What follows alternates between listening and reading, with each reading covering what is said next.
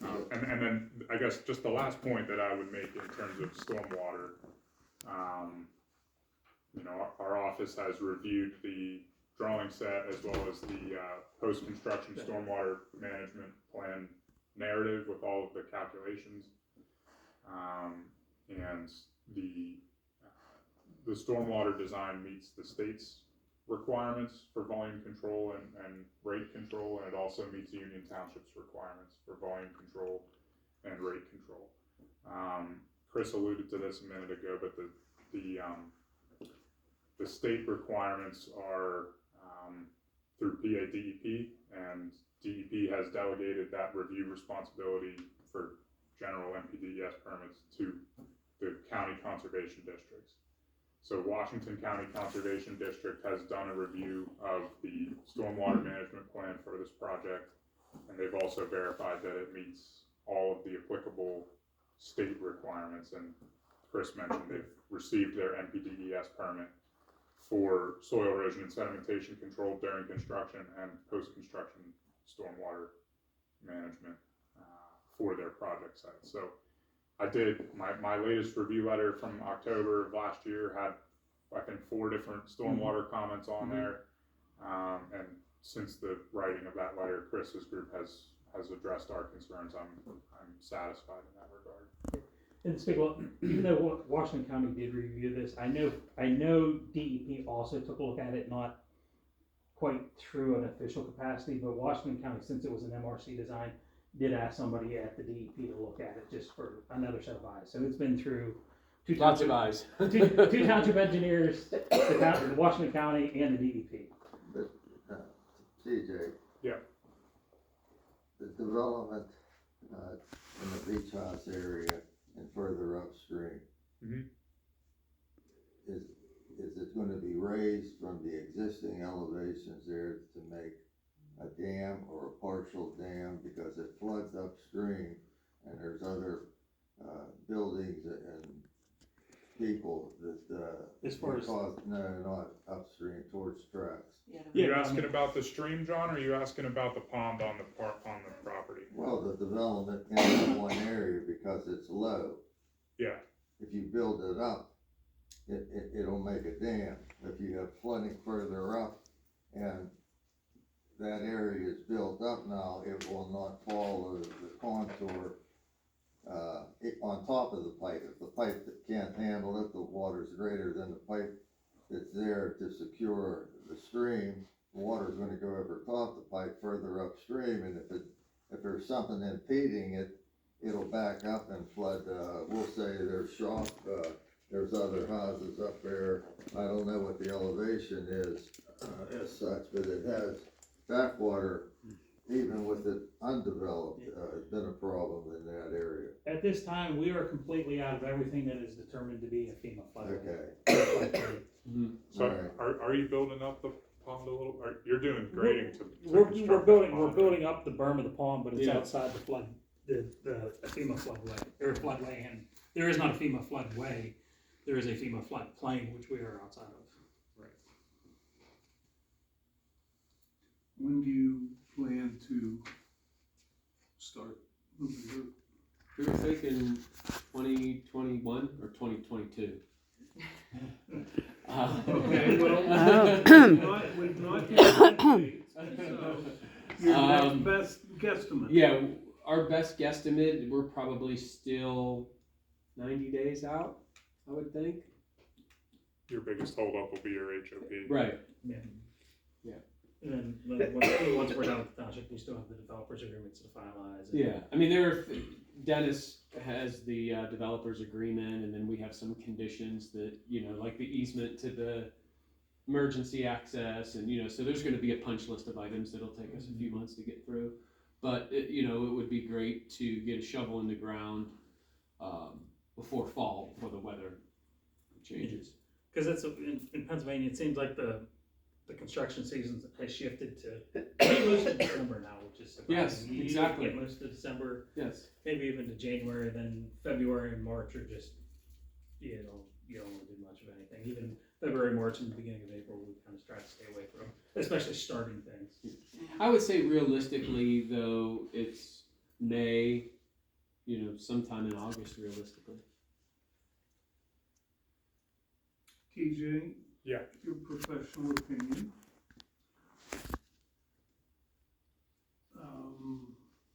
One way in, one way out? Your opinion? Well, I think your ordinance is vague on that issue, Larry, if I'm being candid with you. Yep, that's what I want.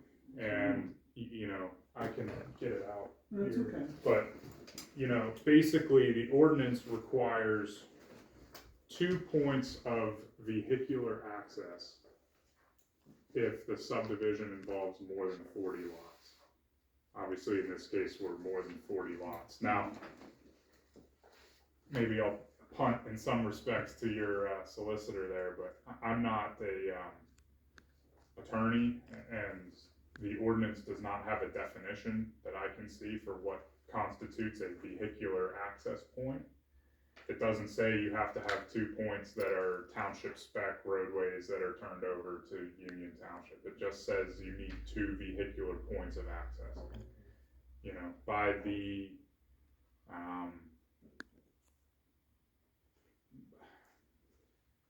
again, you're down to interpreting what the intent is of the ordinance for that provision there, but, by the most open interpretation, they have provided 2 vehicular points of access. Now, one's a primary off of a roadway which will be turned over to Union Township, and the other is a emergency access, but it's a vehicular access point nonetheless. So, The ordinance doesn't designate not that I the can see. difference between. Yeah, and I will say, I can speak on other township, there are other township ordinances that does specifically state that you have to have 2 full access points. Bona fide Yeah. entrances and exits. Where this one does just say 2 vehicular. So it says, Okay. It says, for all subdivisions which propose 40 lots or more, provision shall be made for 2 points of vehicular access to the plan. Where a second vehicular entrance and or exit is not provided within the bounds of the plan, a right-of-way for future extension of a street or streets in the plan through adjoining vacant developable property shall be provided. So, And if you fall under that, we actually have 3 then. Tracks, right? Okay. And actually, if you really want to, we almost have 4. Because where your hand is there. Yes. Yeah, all our right of ways basically go pretty much to the property line, so. For future developments. So, some ordinances are written differently and some are more specific than others. Ours in this case is somewhat vague on this issue. And, taken in context, probably less than 1,000 feet down the road across the street, Union Township in whenever that was, 2020 or 2021, approved the Scarmazzi plan of lots, which is very, very similar to this. That was a private road which got improved to township spec, where a new connection was made for a housing plan. There's 100 lots, or 100 units up there roughly. I think there's 21 quads, which is, what, 84 units, and then I think there's 17 single family, if memory serves, there's 17 single families up there, so there's 101 dwelling units up there.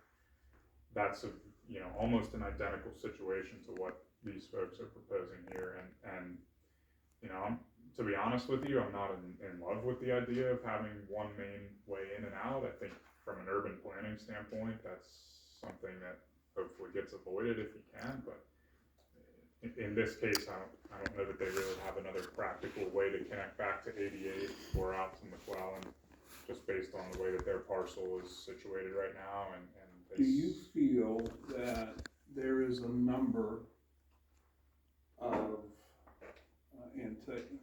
just not here, anticipated plots that becomes a major concern in your experience? yeah, What are you talking, like 200, 300, 500, and realistically, when I say Yeah. 500, that's not realistic. yeah, if you have a couple hundred lots, that gets to be concerning, really concerning, I think. Yeah, we're- Obviously, you want the redundancy, so. Yeah, TJ's right, you know, and from experience, the number that we see it as a hard stop deadline is 220. Seems to be the number. When you get to 220, it doesn't matter. It's done. It's, you gotta have two Well, full access points. At 220, you're talking 440 vehicles, At least. you know? Well, Okay, John. TJ, your highway permit down there on 88, that has to be upgraded, They don't have it yet, John. Yeah, Okay. we're working through that process. okay? And that's in my October 8th letter, and from a permitting standpoint, I think that's kind of the last permit that's. We're just due. waiting for comments, right? But yeah, that's. Yes. That's a considerable, it's a third-party review, so it's not something that the township necessarily has any control over in terms of a timeline for these folks, but that's a big deal. That's a big ticket item. They need to get PennDOT's approval for, Yeah, it's a hurdle. Everything they're It's a proposing to hurdle do that with has to Walter be Long. overcome. correct. Yeah, and I think everyone may or may not know, one of the reasons why the hurdle to first get to that was the ownership of Water Long Road wasn't so much, it was the first 150 feet. Right. Yeah. That's what held everything. That was the log jam. What's Even the, to get what's the to deal HFC on the permit. bridge? The culvert, The bridge, yeah, the, On Waterlong? yeah, that's a bridge, it's not a culvert, it's a little beyond the culvert. it's actually a pipe, if you crawl down into it. There's a pipe with a bridge on it. It is, but the intention is, It's been there since 1958. the intention is, and you guys can correct me if I'm wrong, is a escrow account will be set up and a certain amount, a dollar amount with every building permit pulled will go into the escrow account for future maintenance, repair of that. Yeah, I can speak to that real quick. So Chris has an engineer's estimate that he's provided TJ with costs to replace, improve, take care of, whatever, that bridge. And so I'm just gonna do easy math. There's, 100 lots, if it's $100,000, every time a lot sells, $1,000 will be deposited at the township. So if and when, to the point that, I think the point that you made, it's been there since 1940, it might break next week, it might be there till, 30, 40, who knows? But the money will be set aside. Oh, wasn't there a question about ownership, that it was federal? Oh, you weren't here Oh, when we, okay. yeah. Oh, Alright, That Oh, was, yeah. Yeah, that was one of the hurdles going through, because yes. it was originally DOD, and then DOD transferred it to Department of General Services. And then it We went, chased them down in Atlanta. yeah, and then it went somewhere, because if it was still associated with a Nike site, I'm sure we wouldn't have any issue, but once now the federal government doesn't really care about it, it's a paper chase to try and find someone that actually did. I know they It's a long worked road. extensively through it to quit claim deeds and a bunch of different processes to get control of the ownership for it. That would allow us to dedicate to you guys. Yeah, exactly. So just to further that point, John, back in December of last year, this group presented a lot line revision to the Planning Commission and the supervisors after exhaustive research into the chain of ownership of the roadway. And what that lot line revision did, again, I'm not, a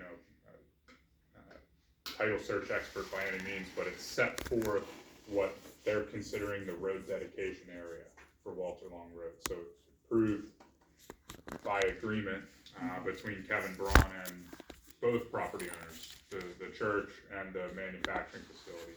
There's separate agreements between both those property owners that Kevin has executed. With those two agreements and the signed, approved, and recorded lot line revision from December, there is a road dedication area which has been established and recorded, so that once the roadway improvements for Walter Long Road, starting at Route 88 intersection and going all the way up the hill to the cul-de-sac that they're proposing up at the top. Once all of that work is done, that road dedication area would ideally be offered to Union Township for public acceptance as a township roadway, once it meets the township specs and we can get reimbursement from liquid fuels. So that's my long-winded way of saying that the property situation on Walter Long Road has been,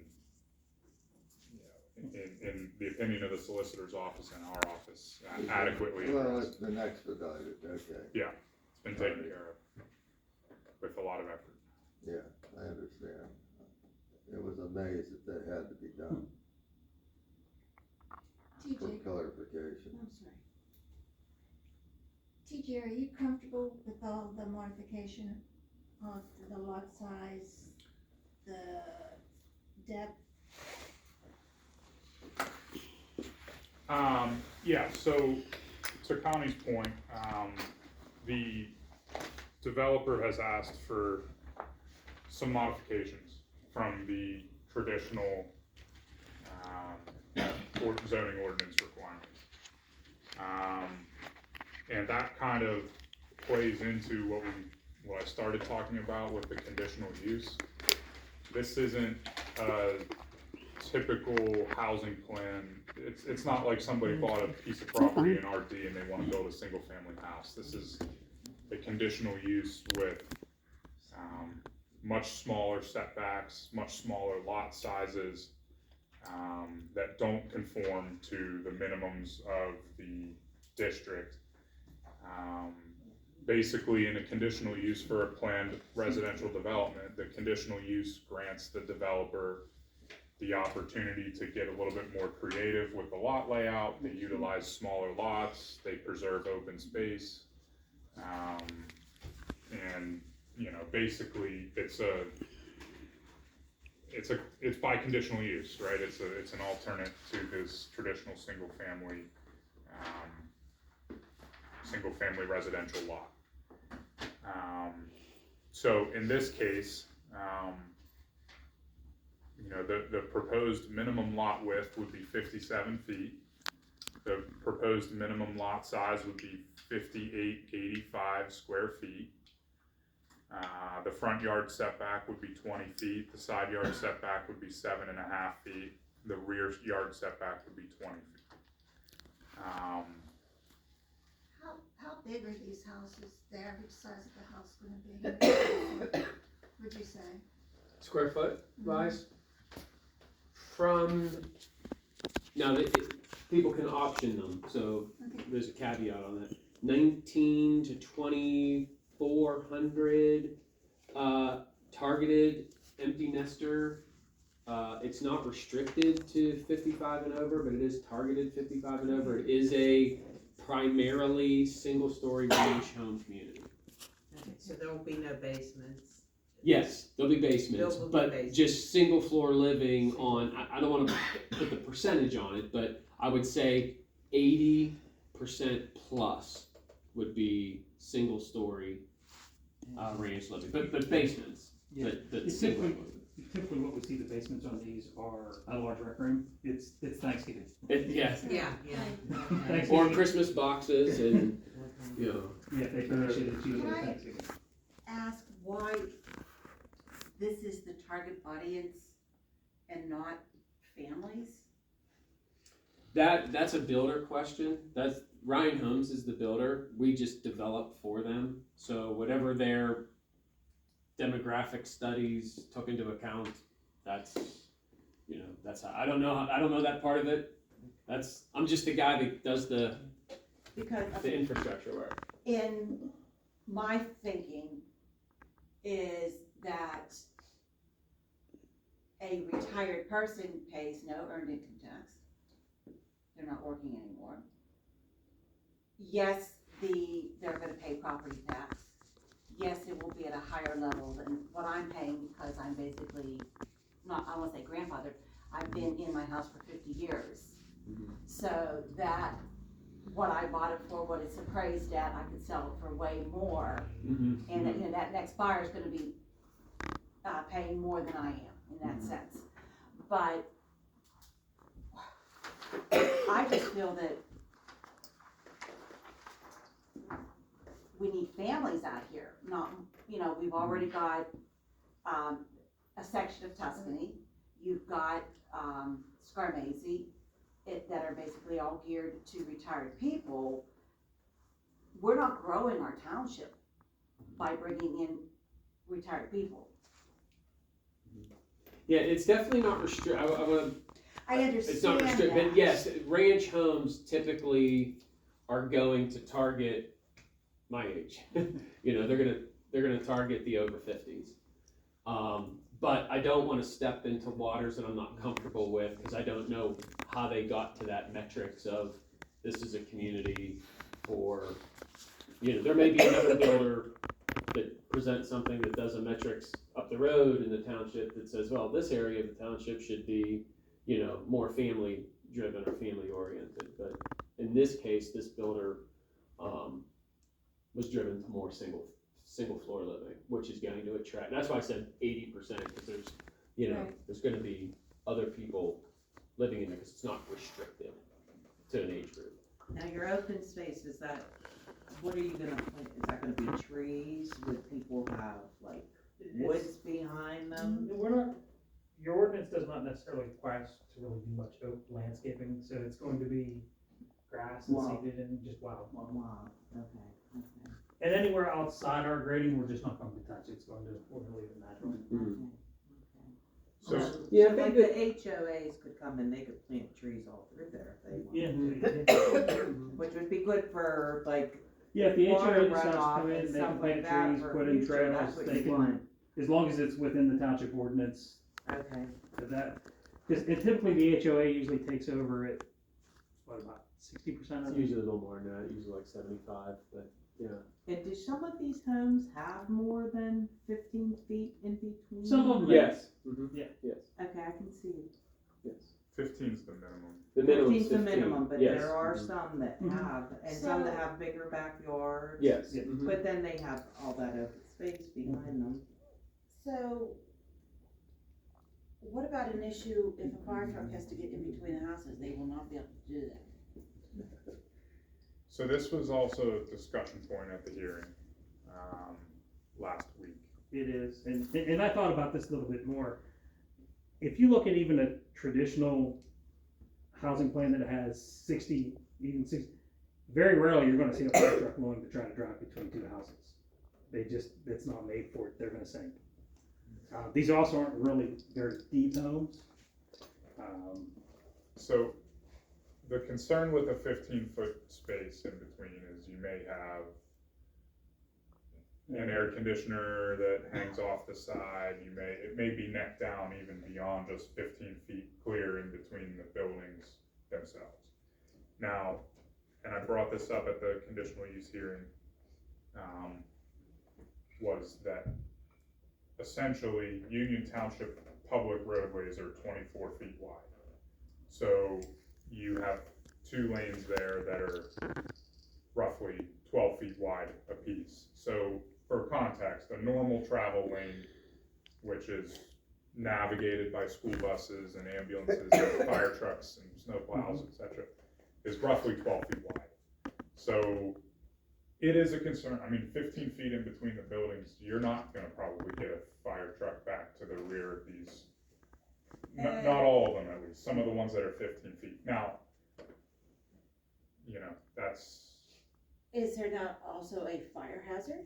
If one goes up, it obviously increasing the chance of catching another house. I mean, we see this in the city.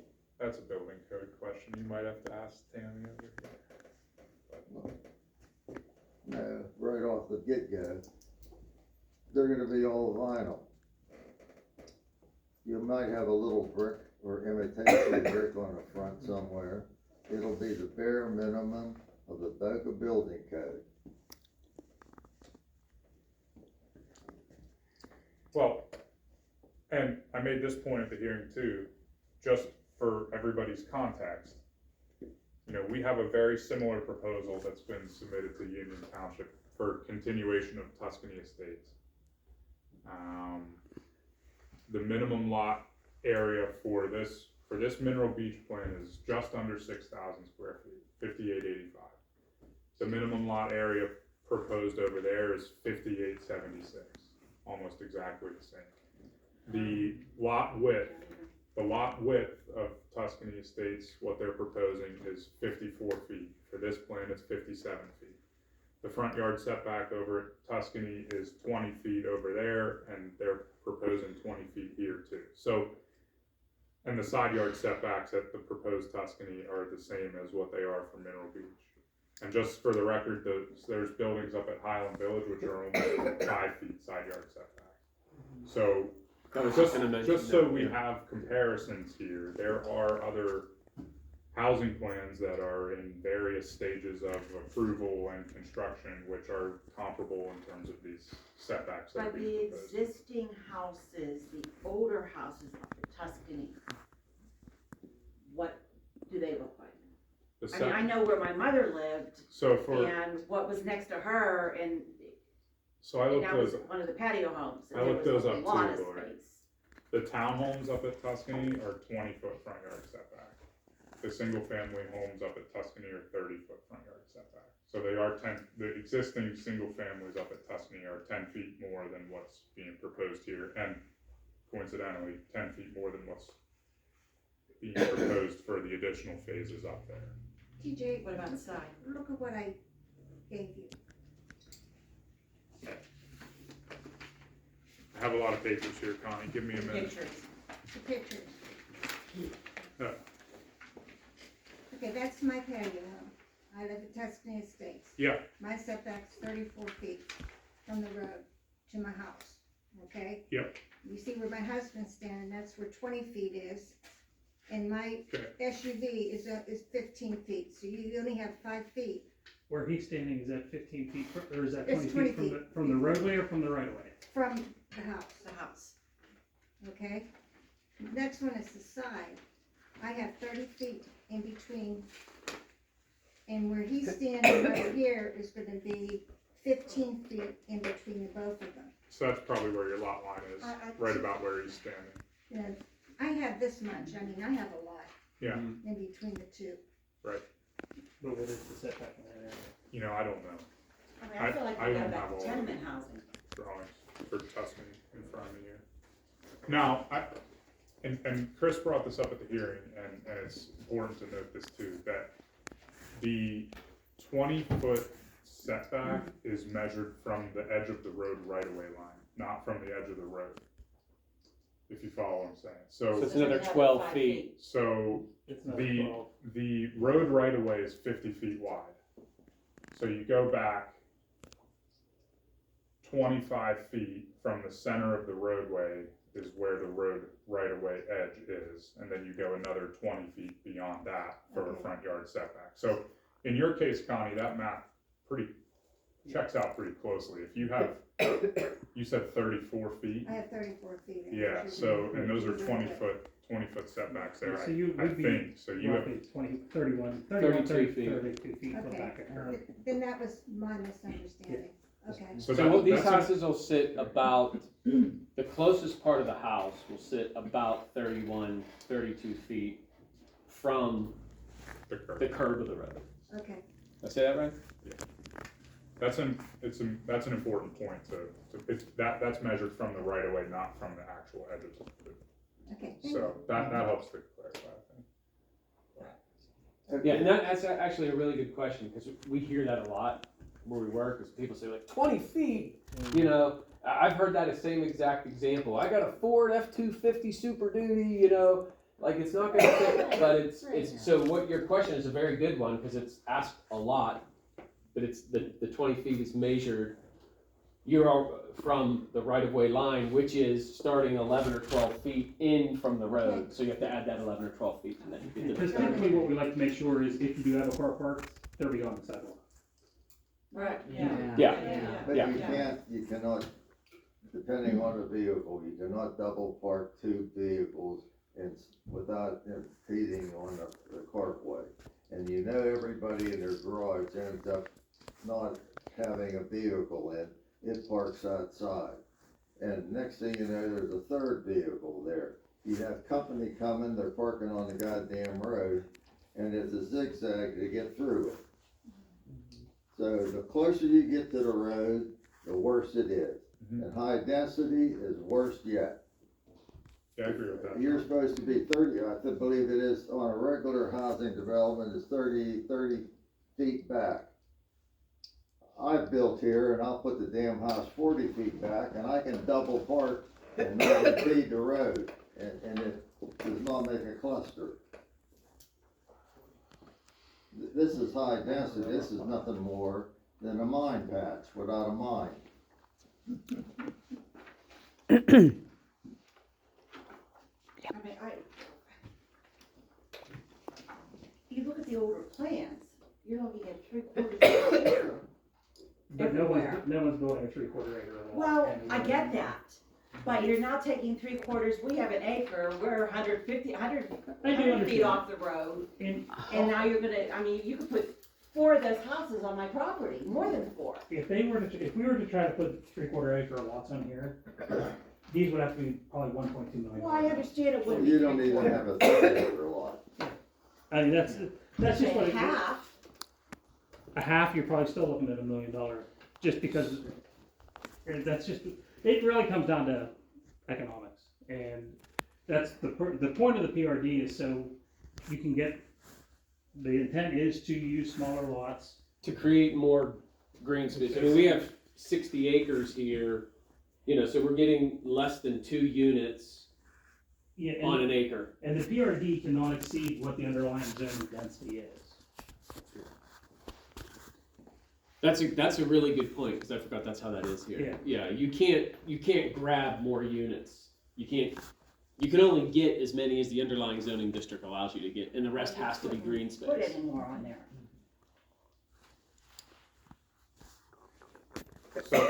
So in our RD, rural development, I guess. Rural development district, yeah. The traditional front yard width is 100 feet and the traditional front yard setback is 50 feet. So that's what they're asking for a modification from. That's, 50 feet versus, what is it, 20 feet? That's what my mother's is, the original. So, What's Scarmazy? Just curious. An expensive patch. I'm sorry. Highland Village has a front yard setback of 20 feet, minimum. And those were approved Yep. at a very different time. Mm-hmm.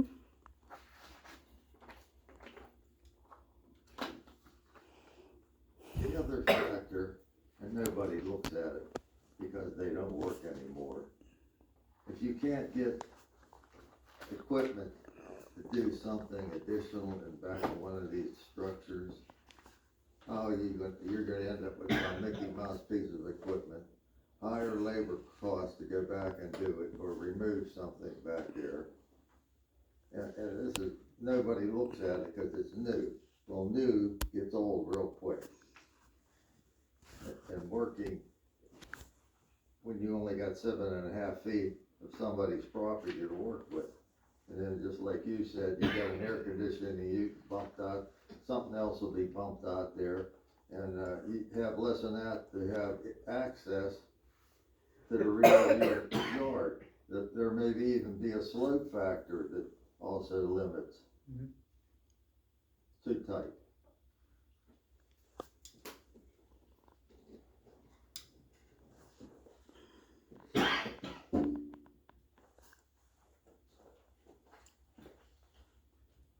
Now, this type of development generates more infrastructure for the township to maintain with less dollars coming in to maintain it.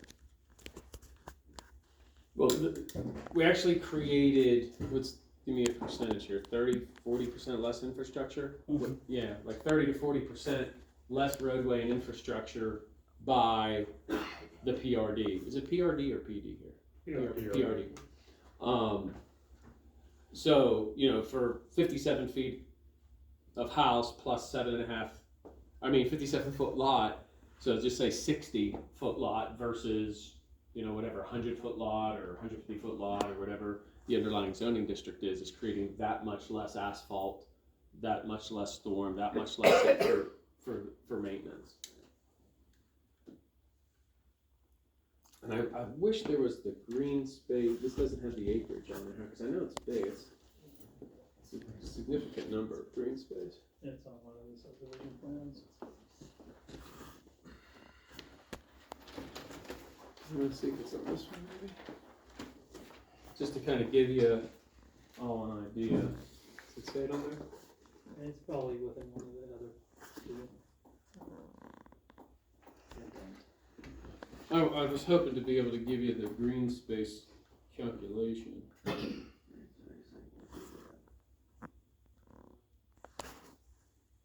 I don't have it here, unfortunately. Yeah, I think the journey with this community, with Walter Long Road and the emergency access and trying to create as much open space as possible has really, I mean, what, 5-6 years now? Mm-hmm. 6 years. It's going to be a beautiful community. I mean, it's going to be a beautiful community. The green spaces, and I know green space, people look at green space differently. I think for most of us, at least, you know, my growing up and you know, my kids, you know, part of having green space is not always about the part that I maintain. It's the part that my kids can run around in or grandkids can run around in and feel like that there is some, even when you're trying to make a community work with roads and cul-de-sacs and following Western Pennsylvania terrain and all the things, still creating open space that's usable like this, where kids can run around in and is still critical. Now that would be all, you know, the HOA will maintain that, and the HOA will ultimately decide if they want to do something more with it, but there's enough of it there that it can be actively used if the HOA does decide. It's a beautiful piece of property. I love it. I love it. There's only one person that I know that's really upset about this, and it's my mother, because we live up north, but my mom grew up here, and she was showing me pictures of her at the beach. Don't show me pictures at the beach. You know, all of her and her girlfriends at the beach. So my 80-year-old mom was showing me, you know, what, you know, it's definitely I mean, there's a reason why everybody wanted to name it Mineral Beach. It's iconic in the area. I'm not from here. I live up north, but you know, we're super excited about it. I mean, that's why we've hung on for 6 years, because we're super excited about working in the township and with the township. So. I mean, I think it's a very, very good idea. I just don't like the lot sizes. Well, the next one that we do, we'll make those bigger. Yeah, When you and do it elsewhere. Oh, come on. There's still, the mentality is still, don't build here. I mean, some of the older people that have been around forever and ever, they don't want any more houses. And we have a shortage of homes, of family homes. Mm-hmm. And I think I really do think you bring up a really good point, because I came into this in year 2 of 6. So there was a journey before me and Chris and I kind of came in together. I don't think what was done enough is the point that you're making, is sit down kind of proactively, you know, and come to a planning commission meeting, come to a board of supervisors meeting, and talk about what do you want to see. You know, do you want to see things? Do you want to see mixed? You know, 2 roads coming in, one for young families and one for their parent. I don't know, but every municipality and every area that we work in is different, and I think a lot of that should have occurred, you know, and I say that a little tongue-in-cheek about the next one. I love it out here. Well, our planning was our supervisors in those days. It was the same people. Oh, John and I were on the planning commission, and the other board came in and threw us off and took over everything. So there's a lot. That's how Scarmazy got That's how Scarmazy got approved. Imagine that. That was before my time. It was. I mean, I want to be a good partner. I want to work with you. I know this is not exactly what you want, but I can assure you that after 6 years, deeply committed to doing it right. And you know, if there's a next one, there will be a lot of homework done up front to get your buy-in on what you want, so when we come to these meetings, it's like, yeah, okay, so you listen to us. We said little larger lots, you listen to us. You said a mix of, you know, younger No, families. You're coming in underneath this, under that zone. Really, that was zoned as such for the time. So you're using that advantage to do this now under a conditional usage. Realistically, if it would have been zoned R1 or R2, you'd have had a minimal lot size of 75 by 150. And that would have been the end of the bullshit. Mm-hmm. You build a house, you don't build it for this class, that class, or any class, young, old, or whatever. Mm-hmm. Basically how the community developed, okay? Mm-hmm. Now you want the old fogies that are going down, the next I'm move. not an old fogey, come on. I got you twice. You're going down, the next move is in the ground. That you're gonna cluster this up, and this project will eventually change to be nothing more than squalor. John, I would contest your point there about the zoning districts. The planned residential development is a conditional use of Okay, R1 but that's too. So been changed long before this was zoned as such. Regardless of the, you can pursue a conditional use for planned development Well, in it was also R1, done, R2. there's been a lot of zoning change over time, and it was due to politics and lawyers and influences elsewhere than this community that has to comply with what is being done elsewhere in the state. Doesn't mean it's good, but you have to comply. Otherwise, somebody else can come in here, and if you don't have it, they can dictate it.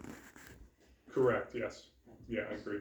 So you have to stay with it. Doesn't mean you have to like it. Without a zoning ordinance and a saldo, you would be at the, developer would Right. have the opportunity to do as they see fit. Right. Agree with you, yeah. And, one of the reasons why I wanted to personally speak to you, each of you, is because I know that there's been, I'm like the third person to sit in the seat in 6 years, or stand here 6 years.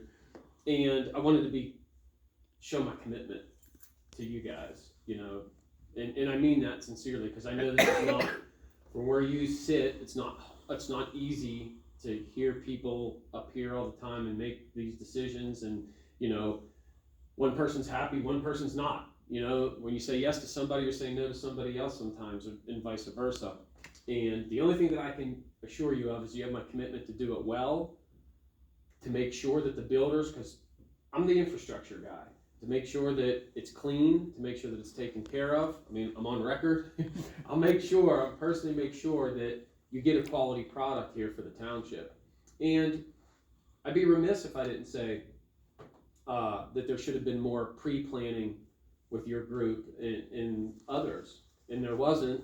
And so here we are at the 5-yard line in year 6, and I'm asking for you to give us a chance to show that we're going to give you a good community, that ultimately it's not going to be exactly what you want, but you'll be proud of it, in the end.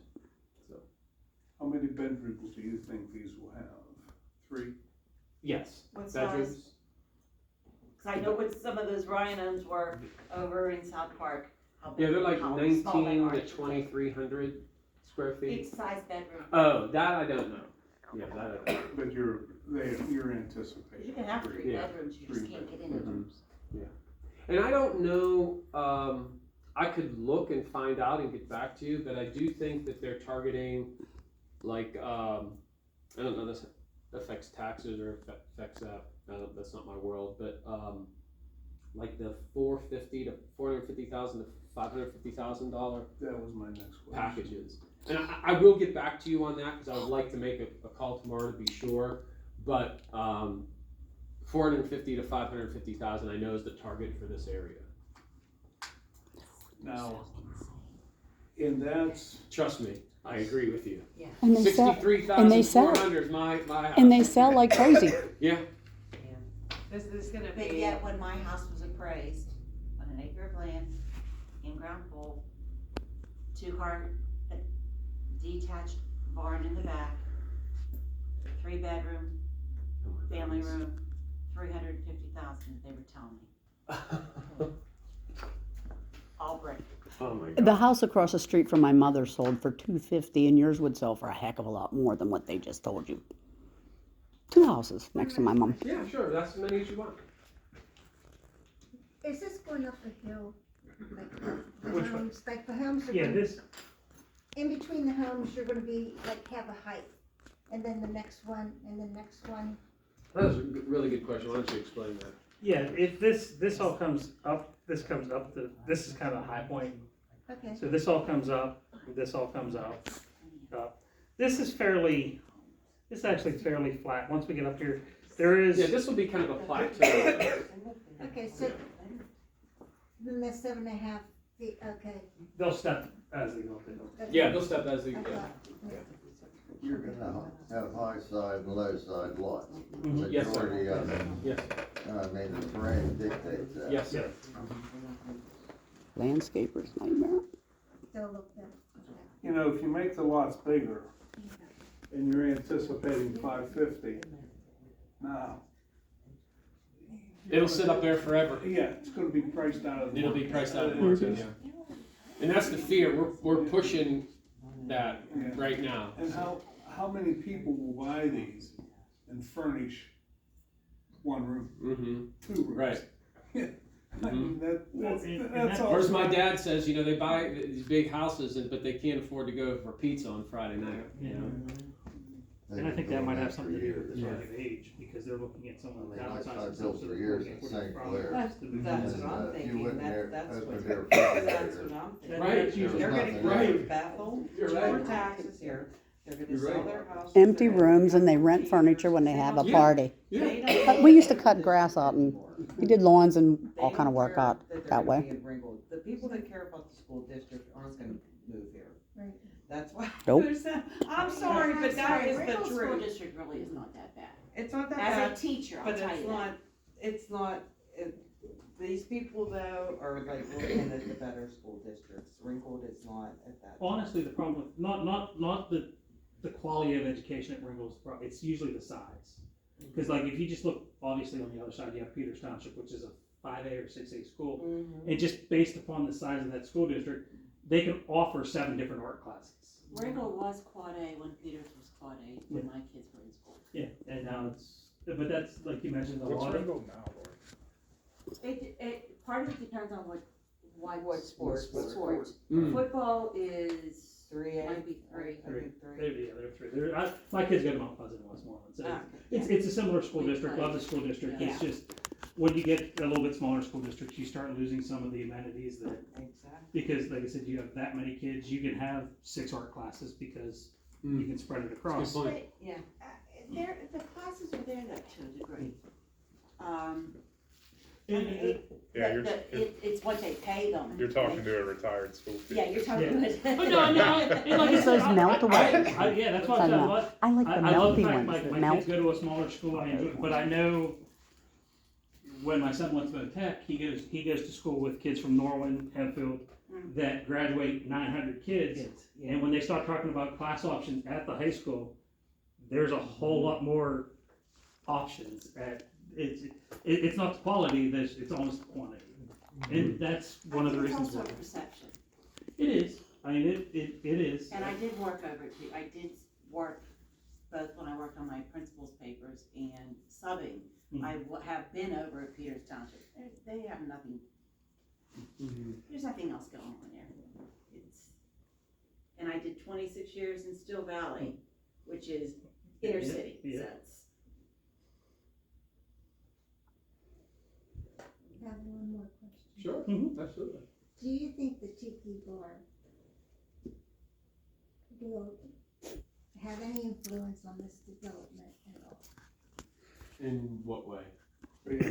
Live groups. Mm. That's a really good question. That one. Loud, is not loud thought lives about. groups. That one, is that the Friday or Sunday? Thursday, Friday, Saturday, Sunday. One of the nights I heard was really loud.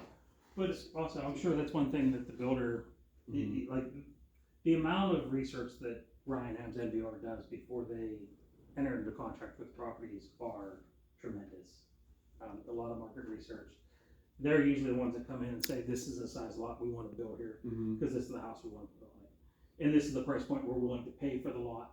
So you start backing into, you pay this much for the property, you pay this much to move the dirt, you have this much left, so that's really what sets the price point for the lot. This would be why, is it more for like retirees, instead of because families with kids and then they're having bike night and.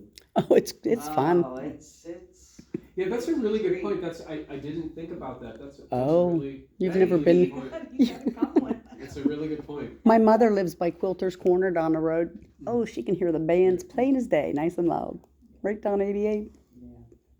Well, I mean, one of the things that also I wanted to mention is that it's been great working with the church in Walter Long Manufacturing too. I mean, giving them a new road, and the church is just, as one person at the church told me, you're giving us a new front door, So, I mean, that is something that you when you do these developments, it's time to get out when it becomes mechanical, when it becomes about dirt and pipe. It's always about people.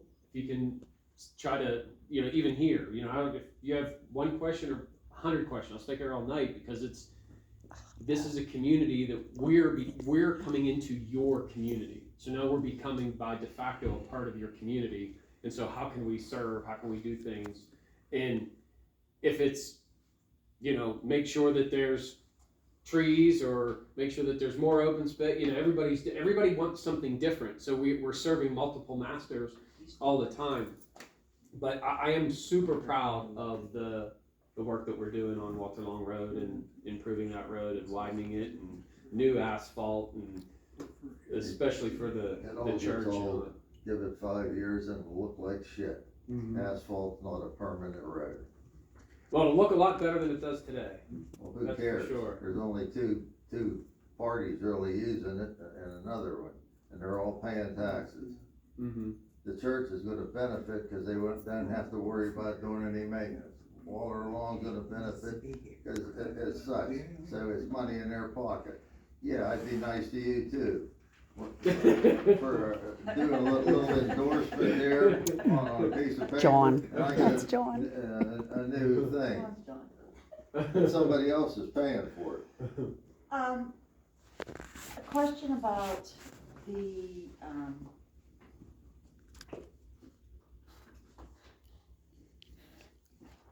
impact on the road. So, paper in here, they're still using the 2020 data. Oh, Yeah, Are we okay with that, or We're gonna get it updated. Yeah, it's gonna be a condition of, or it is a condition of the, conditional use, thank you. So we're gonna get that updated, Okay. to 2025, from 2020 to so 2025. you'll do a new study? Mm-hmm, Because, Yes. a lot has changed in 5 years. mm-hmm. that was a lengthy discussion on last Tuesday too, at the hearing, about the traffic study. mhm.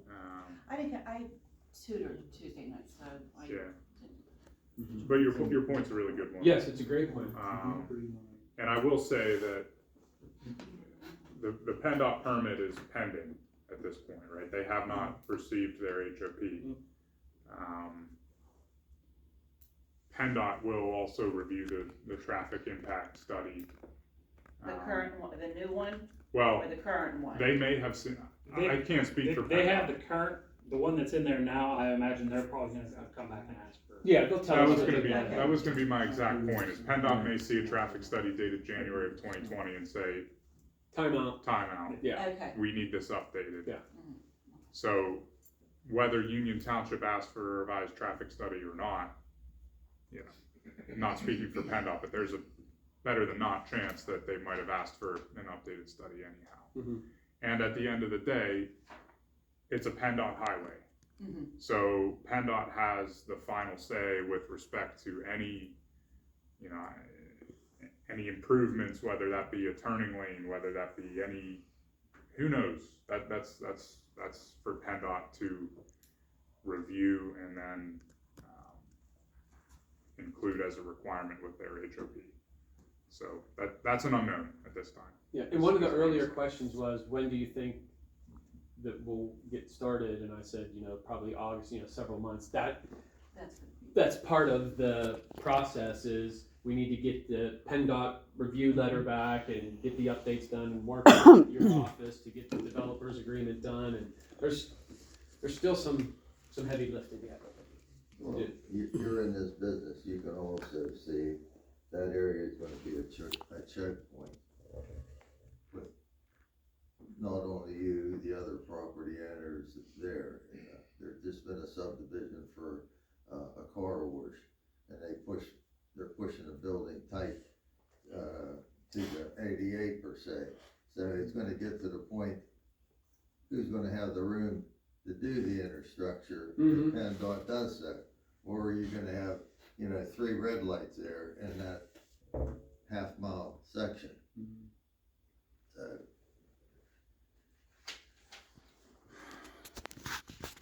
What bothers me is how the intersection for the Tractor Supply doesn't line up directly with. Yeah. Completely agree with I you. don't really know, I mean, I wasn't around. Then Because what they they're knew it doing was a is federal road. planning Another entrance right next to that one. There was an opportunity there to flush those two out, and that didn't happen, but. Should have been one. Yep. The federal government has an easement on the other side of the road. What is the They do. buffer area B? Buffer area B is actually just, if you look, it's how far back we have to make sure our lots, it's not so much, landscape and things like that, and it doesn't, there's a lot of areas that it doesn't fall to because there's not, everything else around us is residential, but it's more, we have to leave so much of a gap between us, that's kind of. TJ, there was an old farm and their driveway was directly across the street. They were allowed to have the driveway, but they couldn't build anything permanent. The government Nike sites. Yeah, honestly, buffer yards That's why they will didn't probably affect do it. us more, once we comes in here. They cut corners. Develop the Comes on the other side. But you know that. I mean, ideally, whatever, this should have been a button cut through. Well, this is here, you're gonna come over here, there should be another. Yeah, I mean, we could projected- potentially do that. at some point. Projected development, so whatever. But the bottom line is, if it's here, it's going here, if it's here, it's going here. Yeah, It's the same. If it goes over here, it's just gonna take longer to get to the same. So, whatever. Hey, whatever you're doing is legal. Really. Well, we want to be good partners. I mean, that's really important to me. I want to be able to go to Tractor Supply and run into you and not go down a different aisle. So we want to listen to you. We want to be good partners. So- It's hard. I mean, we're all trying to row in the same direction, and it's hard. I'm sorry. By all means. If it's okay with the planning commission, I'd like to take 5 minutes and go through our latest review letter and just kind of outline to the commission where Banks and Engineers stands with respect to reviewing the drawing set here. Is that like what we discussed at the conditional use? Yeah. Okay. Exactly, yeah. So for Lori and Connie who were here at the conditional use, probably will hear the same. I'm sorry. My bad, Darla. It's only 8 o'clock. people. I know. And it's only Monday, so it's But, so I think our October 8th letter is in your packets here. I hope it is at least. I asked that Laura and Janice include it. The first page of this basically explains sort of the history since the new applications were submitted in February. And our comments start on page 2, and some of these we've talked about here already tonight, so I'll try to be brief. But the first comment under subdivision and land development, we still need a few things from the developer in terms of paperwork. We talked about the developer's agreement, which is in progress at this point. Our office will need to do a final review of the cost estimate for the performance bond, for all of the public infrastructure, the roadways, the storm sewers, everything that'll be built. Kevin's group will furnish financial sureties so that those are completed in accordance with our specs. So Bankson needs to review the cost estimate for the performance bond. And then lastly, under that comment, we need the covenants and the documents that set forth the homeowners association. That'll need to be reviewed by the solicitor's office, and that's a typical thing for these housing plans when an HOA is being formed. The second comment is the emergency access road. We talked about that. That's where our office is recommending that we see a little bit more clarification as to what exactly happens with that, how it's gated off, you know, those sorts of things. So that's spelled out in that comment there. The third item is under 24261. This is talking about the status of the review by Pennsylvania American Water Company of the water system. So there's 2 letters now from the water company that state that there's sufficient water pressure and flow rate in the PAWC mains there to service this community. And also the water companies reviewed the drawings from Chris's group, and they've determined that they're adequate. So I'm considering this comment resolved at this point in time, just based on where things stand with PAWC. 24230 or 73 rather is easements. We talked about those. Those will need to be. We're relocating the Crown Castle easement and the electric easement as part of this plan a lot. So both of those things will need to be taken care of. Those are still, you know, there's draft easement agreements at this point, Kevin tells me, but you know, those will need to be finalized. Yes, make one point about that is the Crown Castle and the power company to relocate, they will not, I have the agreements with me tonight. I forwarded them to the township and to TJ's office. They won't take action until there's a condition of approval, because they don't want to take something and then not get, then they're stuck. Yeah. So I do have the backup documentation that I did bring tonight, but both the power company and the Crown Castle, they're both in the same boat. They say yes, we'll give it to you, but not before at least there's something that says conditioned upon them giving it to us, you know. So I just wanted to make that Yeah. point. Thanks for that. Yeah, thanks. So that's where those stand. Moving down into the stormwater management section, and we talked about this earlier, but we had 4 comments back in October dealing with stormwater, and Chris's group has addressed those, and our Bankson Engineers is satisfied with the status of the stormwater. So all 4 of those stormwater comments are essentially resolved at this point in time. And then we move into this is on page 3 now, we move into the Walter Long Road comments / outstanding issues section. That first comment talks about Walter Long Road, and it mentions the agreements that are in place between the developer and the church, and the developer and the manufacturing company. And as you guys know, we approved the subdivision which set forth the lot line revision back in December and the road dedication area. So that has since been recorded now, right, Kevin? Yes, sir. And the recording of that lot line revision basically resolves this comment, which took a great deal of effort. The second comment under there is talking about the culvert and the bridge, which is roughly 220 feet back from the intersection with Route 88. You know, basically there's a couple ways there's some issues with that culvert, and Kevin talked about this earlier, but The upstream head wall's not in great shape. It's cracked. It's kind of out of alignment. It should be repaired. So I think there's two ways to go about that. Traditionally, the first would be the developer would make that repair on his or her time and dime as part of the overall improvements to the roadway.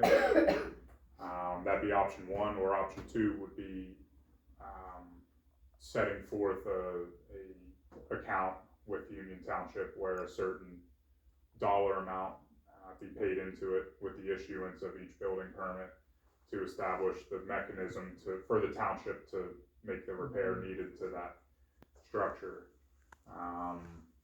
Which, in talking to Kevin a little bit here over the past few months, it sounds like that's the direction they would prefer to go. And to that end, I got a cost estimate here from Chris, so we'll take a look at that. But that's something that would get ironed out in the developer's agreement as to how that gets properly addressed. So that takes care of that. Item 3 deals with the there's a water meter pit right now which exists in Walter Long Road, kind of across from the subway. There's a little lid in the roadway, steel lid, and basically, there's a water meter in there for the water company. And we've asked that meter pit be relocated as part of this project because we don't necessarily want the meter pit in the township roadway once they're all in and done building. So that's been addressed on the drawings now. They'll actually get moved up to near the entrance of Mineral Beach. Yeah. The main road, where our entrance comes off of water. The whole meter pit will get moved up outside the road right away in that area. And that should be on the water. Yeah, that's on the water line drawings that PA America reviewed. Yeah. So that's essentially taken care of. The last comment on page 3, item 4, is dealing with, at one point in time, back in the fall, there were some riprap aprons and concrete end walls for the storm sewer that were shown close to but outside of the property that Kevin's group had right to utilize. So we had asked that some clarification be given to us on how exactly that was going to work and additional easements and so forth. So those changes have been made to the drawings, and everything that is proposed to be built as part of the improvements to Walter Long Road as a whole are now contained within that road dedication area, which was approved on the lot line revision. So essentially, in my mind, item 4 was also resolved by the recording of that subdivision, which gives them legal interest to do what they're proposing to do. So that takes care of item 4. And then the last thing on the list for Walter Long Road is what we've been talking about, which is the issuance of the PennDOT HOP, which is a third-party review by PennDOT. So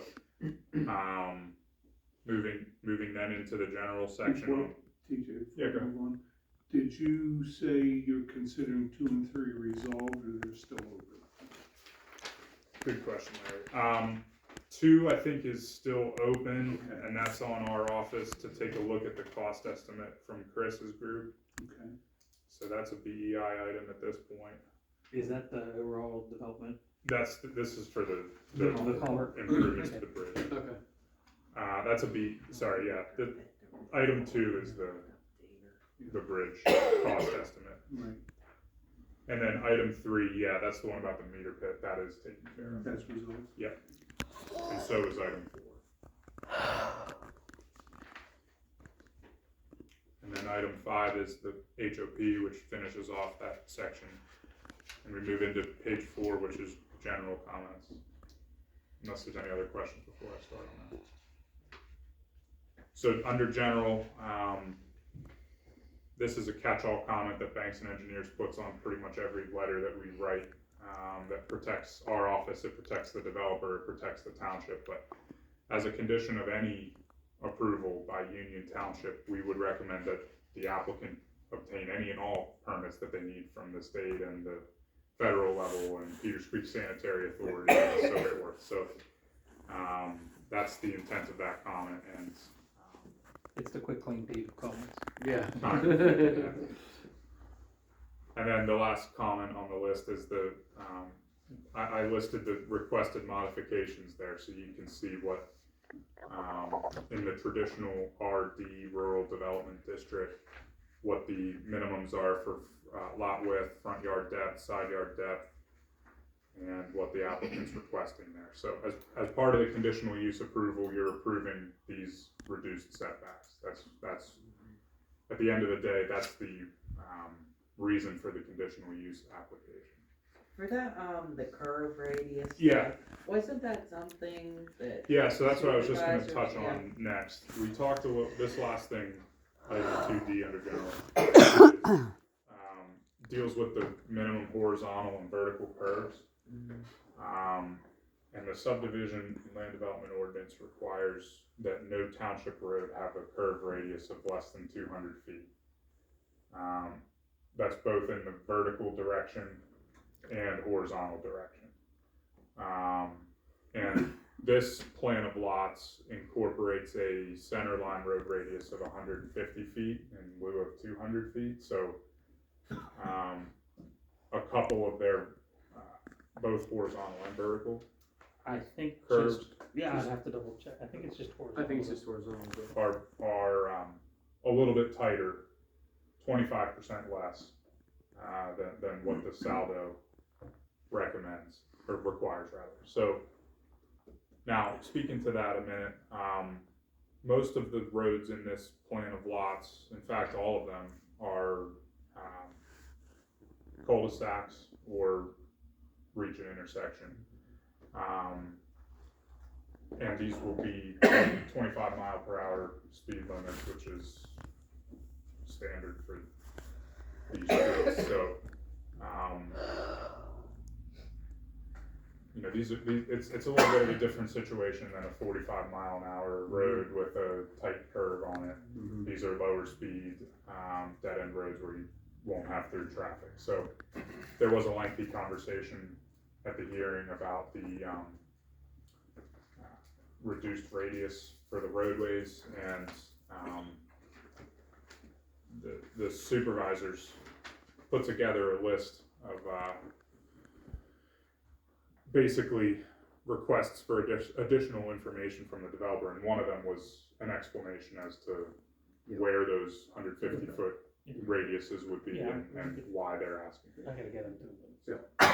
We're waiting for an answer on that one, I think. Yeah, and I know you always hate to reference other townships, but 150 foot radius is pretty typical amongst at a 25 mile an hour road. The Union Township's ordinance for curves are a little bit, they're more of a catch-all. I was just gonna say At that 200, catch-all's a better way. A lot of townships base it on speed limit and at least on the horizontal speed limit. Vertical, you get into some slopes and different things like that. So like TJ mentioned, no, you would not want a 150 foot radius on a 45 mile an hour speed limit. On a 25, we feel that it's more than safe.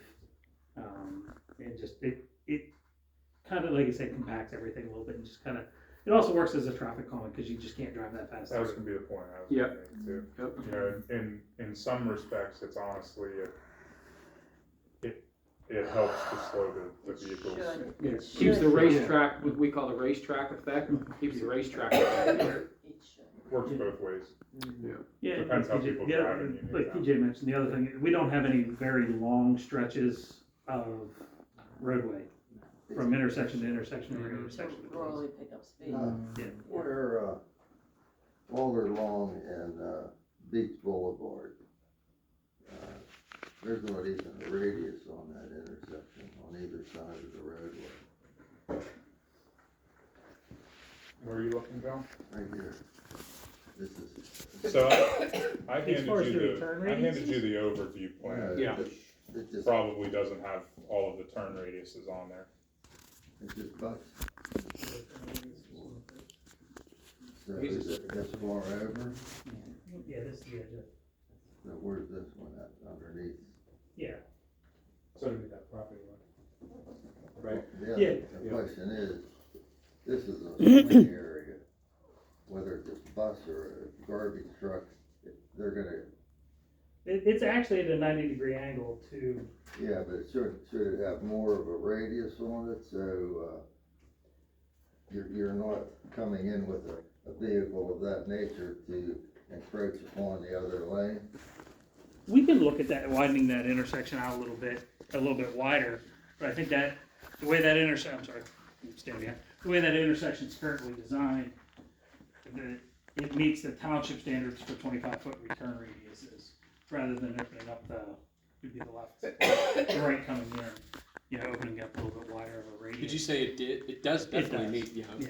I was gonna say, cause I looked at It that. just looks like it's Yeah, I mean, we a can, place of, we can flare that a little bit more, make that a little, In the field, you mean? or even on the point, like, just work with Max.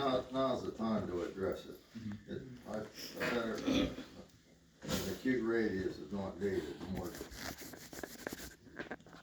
more of a nice swing in because the road does this anyhow, so you're gonna, whatever.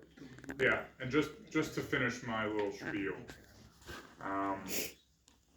we had the hearing last week. There were a couple main takeaways that I mentioned. The first was asking for some additional justification of these modifications. The second was receiving a copy of the Peters Creek Sanitary Authority Developers Agreement and the capacity availability letter from the sewer authority that they can receive the flow from the phase 175 lots. Both of those, I believe, Chris mentioned, are done. We're just asking for copies of them. Yep. We talked at length about the easements, Crown Castle, electric, and access through the Santee. Those were talked about for a long time last week. The cost estimate for the bridge was a deliverable that we asked for and received today. And then the other things that were talked about at the hearing were the status of the escrow account and updating the traffic impact study. So I sent that list to both Kevin and Chris today, just so you know. So that Yeah, they're we ordered we provided the cost estimate to you this evening, and, Yeah. and we ordered the update on the traffic impact study. I feel like this is in the way. There is never a good place to put that. No, there isn't. You're right about that. TJ, can you do us a favor? Please. And this is my analytical side. Yeah. So, in other paper it says for RD, the minimum lot width is 100 feet. They want 57. Yeah. Can you give me or us the breakdown for RD1, RD2, and RD3? I'm trying to do some comparison. Yeah. Yeah, so RD, let me get back there. I'm an R1 at the moment. Well, RD, we know RD. 'cause that's RD is 50 feet deep, front yard setback, Okay, 100 feet wide. okay, and a side yard of 20. Side yard of 20 for a Okay. principal structure, yeah. Okay, for RD1, That's RD. Now, R1 is low density, single family residential district. The ordinance requires, front yard setback of 30 feet. okay, Lot width for a single family dwelling has two classifications. If you have public sewers, which service the lot, it's 75 feet. okay, If you don't have public sewers which service the lot, it's 100 feet. okay, and a side yard. Side yard, single family dwelling, 15 feet. All other principal structures, 20 feet. Alright, what about RD2? Well, isn't there a rear setback? Yeah. Rear setback, if you have public sewers, John, it's 35 feet. If you Right. don't have public sewers, it's 50 feet Right, for the depth. so you can build within those parameters.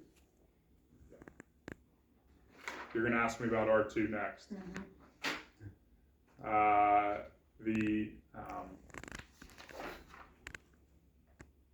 minimum, so R2 is called 1 and 2 family village residential district.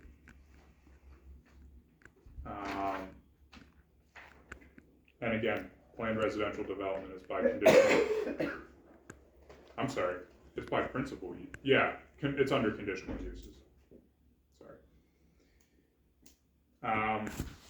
Single family dwelling, 9,000 square feet, minimum lot width, 65 feet.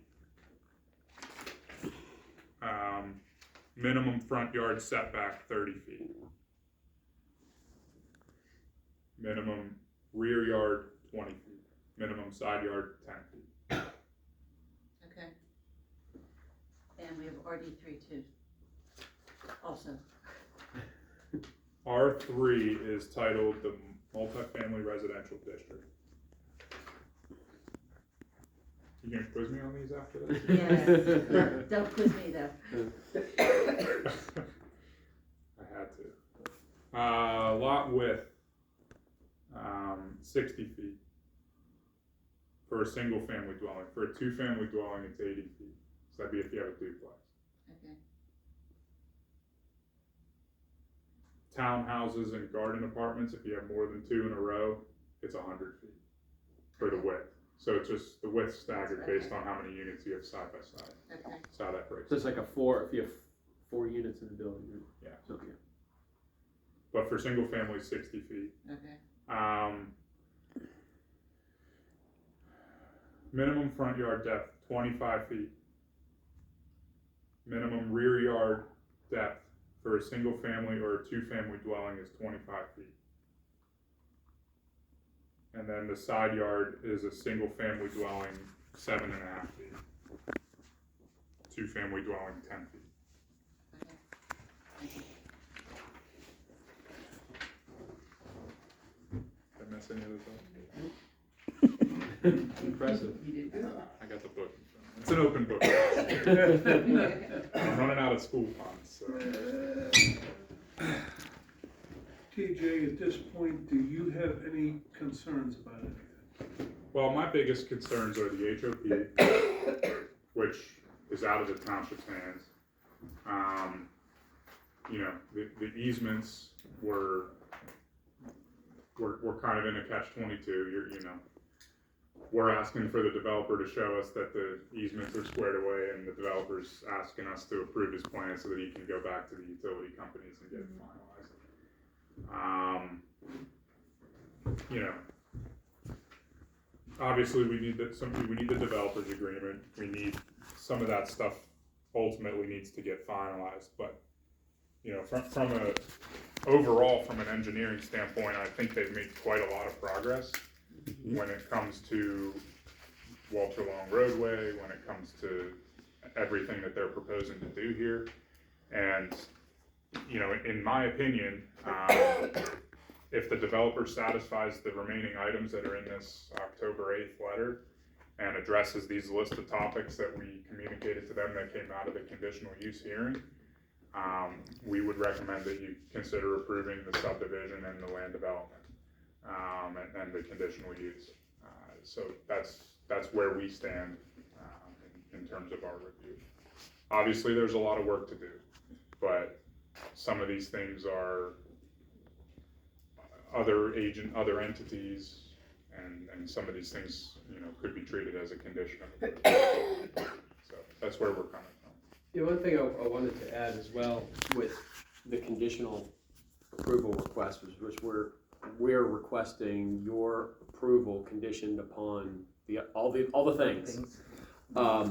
When I just want to go back and caveat the August comment that I made on your question.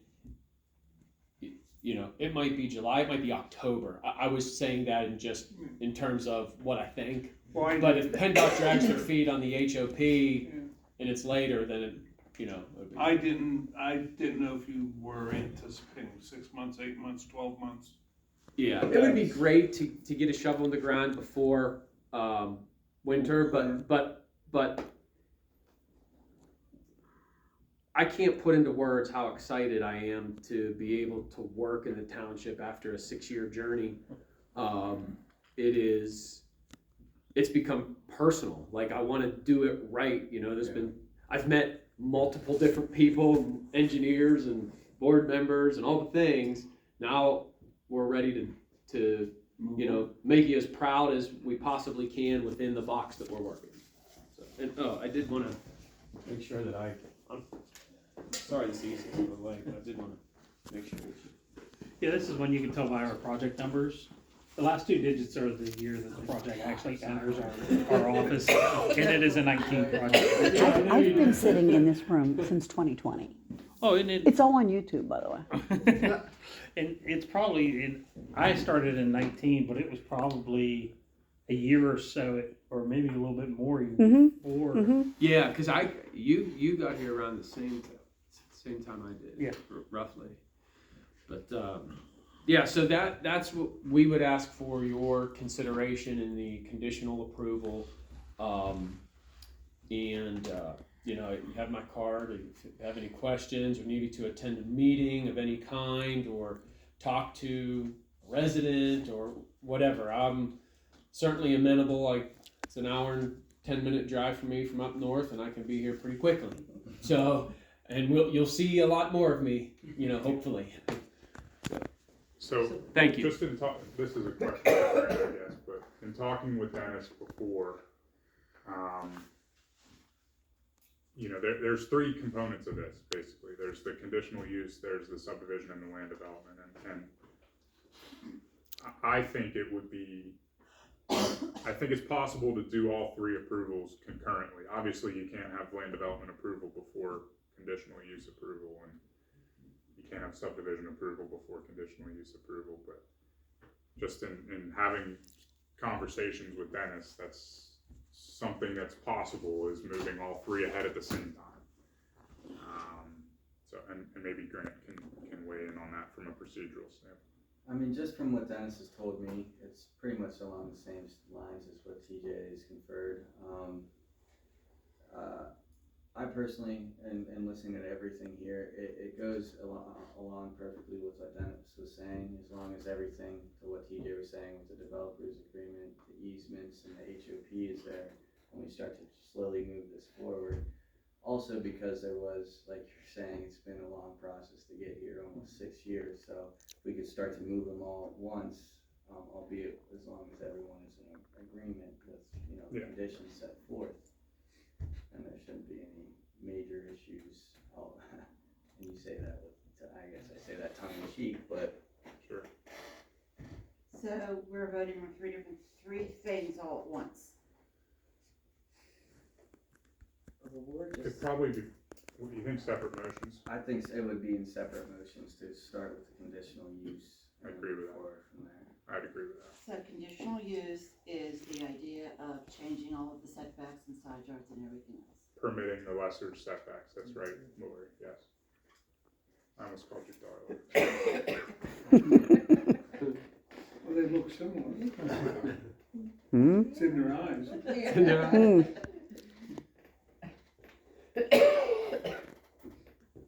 And, this goes without saying, but if we get to a vote here, it'd be to recommend to the Board of Supervisors. Obviously, the supervisors have the final decision. Right. And, would get advanced to their agenda once a decision's made here. So, just for the record.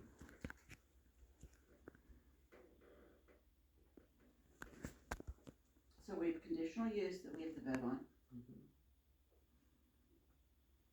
Subdivision. For phase 1.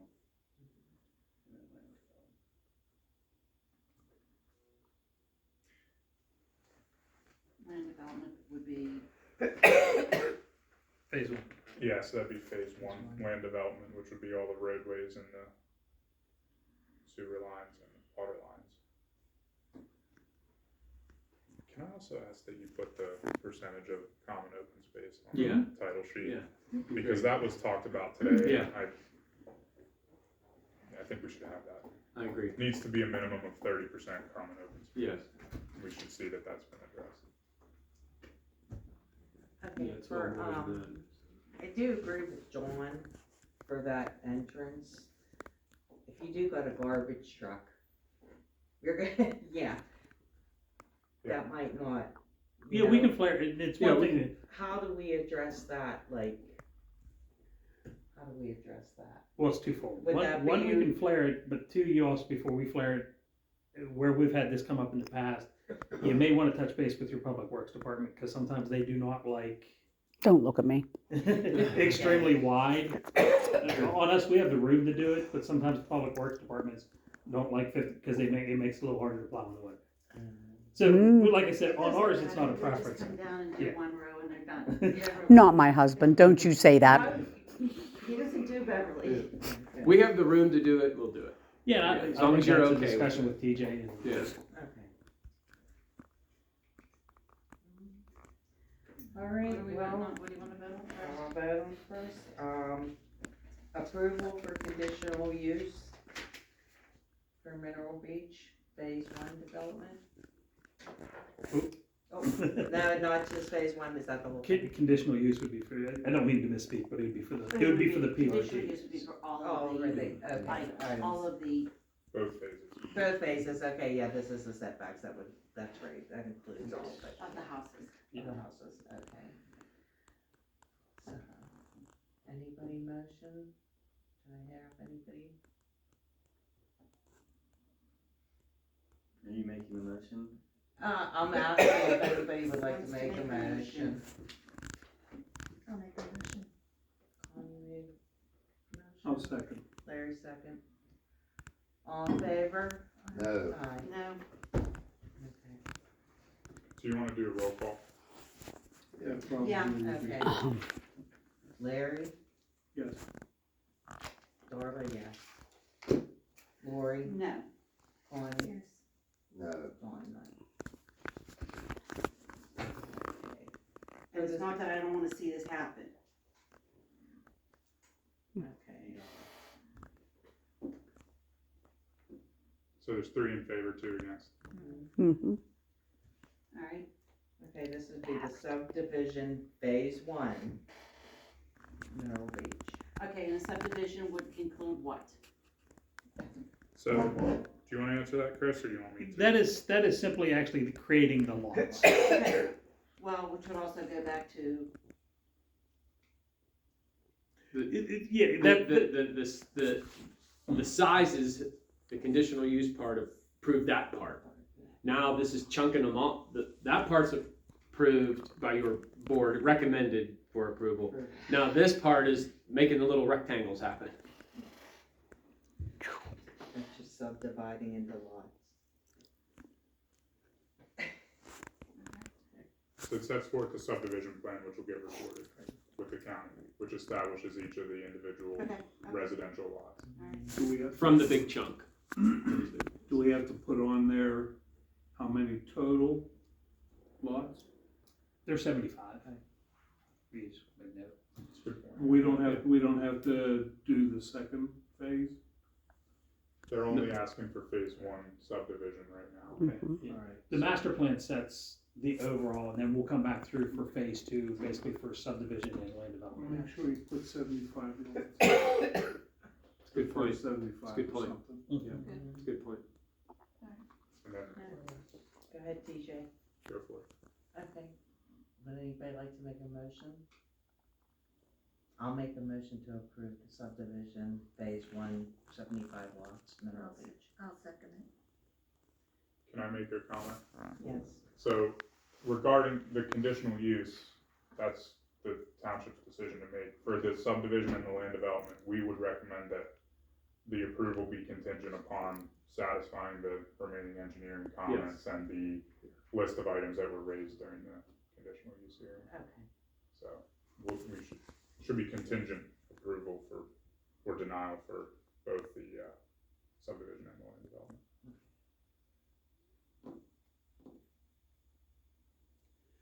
Grant, you okay with that wording? Yeah. Sorry, just lost my shooting. Okay, Yeah, that's well, fine. if I have questions, email you. So it's conditioned Sure. on the HOP, the easements, being satisfied, and then what was the final part? Developers agreement, Developers.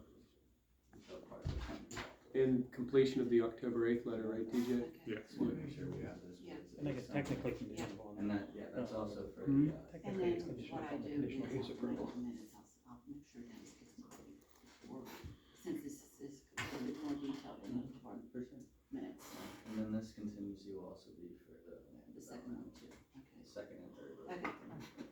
Alright, And then Chris just brought this up, and I think it's a good point. The subdivision and the land development approvals would have to be contingent Yeah. upon the Board of Supervisors approving the conditions. which would make sense. Right, Mhm. yeah. But procedurally, just so we get it Every- covered. Ready for Do a roll call? Mhm. Larry, Yes. myself, yes. Lori? No. Connie? Yes. No, John?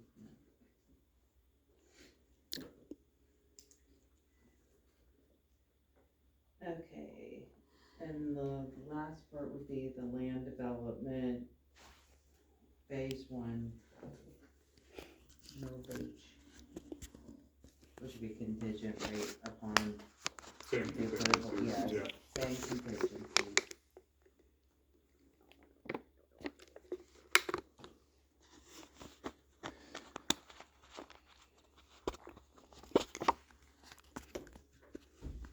Anybody wanna make a motion?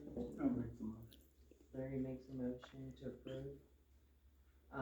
Anybody second? I'll second. Connie second.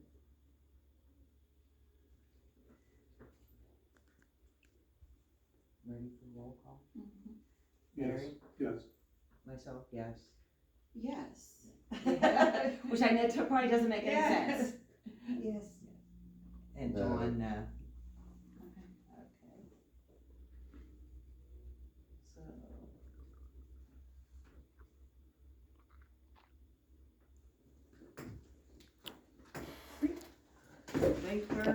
Thank you. Thank you. Thank you.